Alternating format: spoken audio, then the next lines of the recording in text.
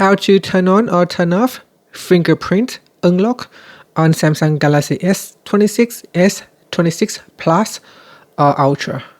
First, tap on the home button to return back to the home screen. Then on the home screen, swipe down at the top and tap on the settings icon. Now in settings, we go down and then tap on lock screen and AOD. Then tap on screen lock and biometrics. From here, we enter in the current PIN and tap on continued. After that, we go down and tap on fingerprints.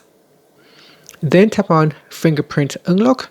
Tap on the toggle button to turn off this feature or switch it on. When it is turned on, we can use fingerprints to unlock the lock screen. And that's it. Thank you for watching this video.